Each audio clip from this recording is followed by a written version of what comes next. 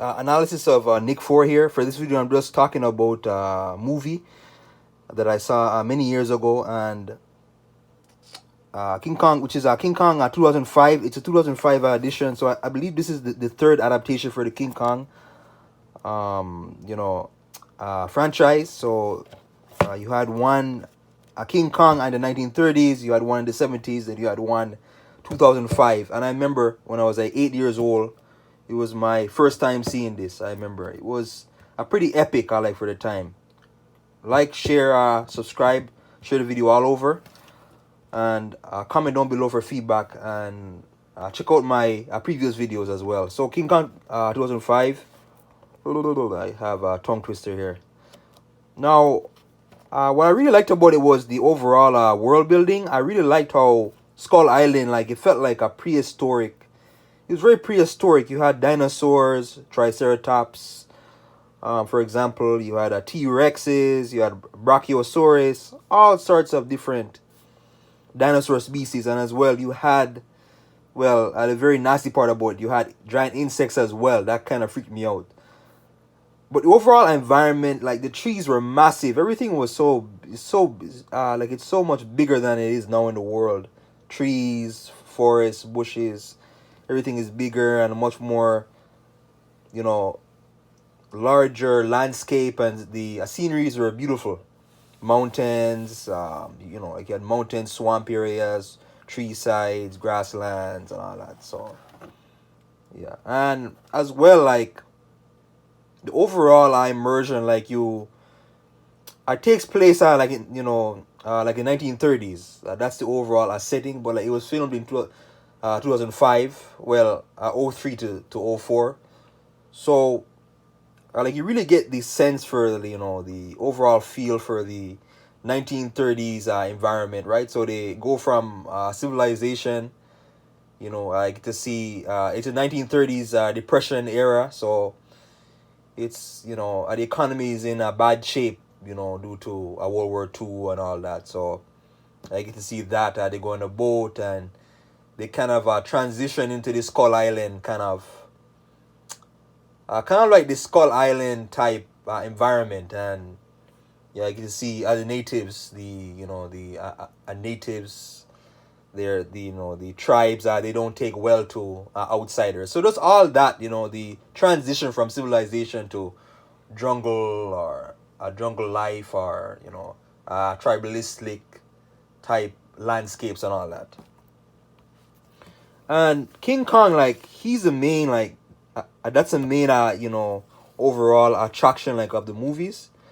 King Kong was, I really like the way how they, overall special effects for King Kong, large, bushy, menacing. Like, I look at that face, like, super menacing.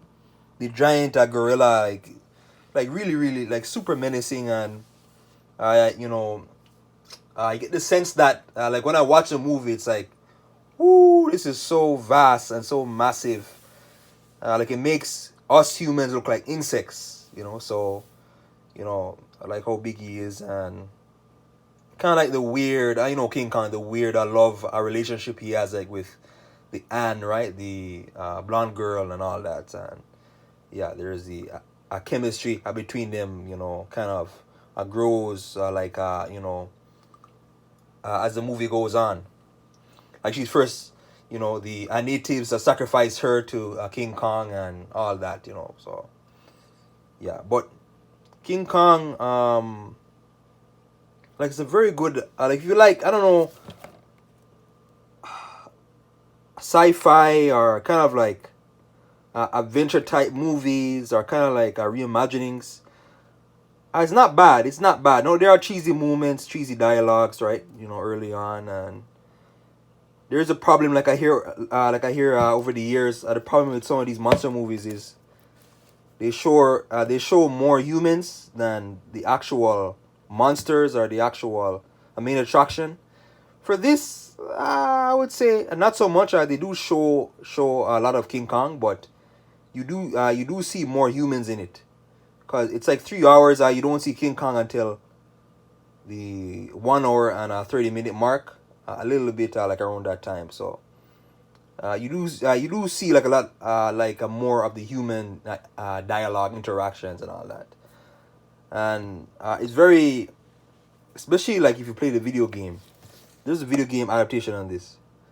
Video game adaptation is a lot. I know it's no smaller scale, right? It's smaller scale, but you get to see more of the overall island. So like in that as well, it's the same thing. Like you play more as Jack than you would as King Kong. But King Kong, the way how they portray him like in this movie is so good, and the at the overall like when he's fighting, like you guys, I know those scenes, right? Like where he fights the huge T-Rexes, you really get the scale, the huge scale fights, and you really the sound effects too, especially if you were to watch this like in the movie theater whenever it came out 2005. It would be so epic to see this movie like in a movie theater. Imagine the sound effects, the massive scale battles, and like the overall like feel for, okay, like our guns are useless like against these massive creatures and all that, and yeah. So King Kong 2005, and this is the special edition. So this comes with basically 3 discs, and behind the scenes, there's behind the scenes, filming, all that, there's extra dialogue like for the cast, and there's this fun drama mini episode in it, like where the cast, they try to there's like this scheme. I don't remember exactly, but there's like this scheme to get to like this treasure. Like it's actually pretty good. It's not bad, but it's actually a pretty it's kind of like a comedy type drama. But yeah, and yeah, so you get to see all that extra scenes and all that. And let me know though if you guys saw this movie. I know it's on Amazon Prime, but they do remove scenes, so scenes that are in the original won't make it to the final, to like the release on the streaming. So this one has all the scenes, but Amazon Prime, they did take out a few scenes, I noticed. But yeah, King Kong 2005 deluxe edition, it's worth a watch in my opinion. But like, share, subscribe, guys. Thanks for watching.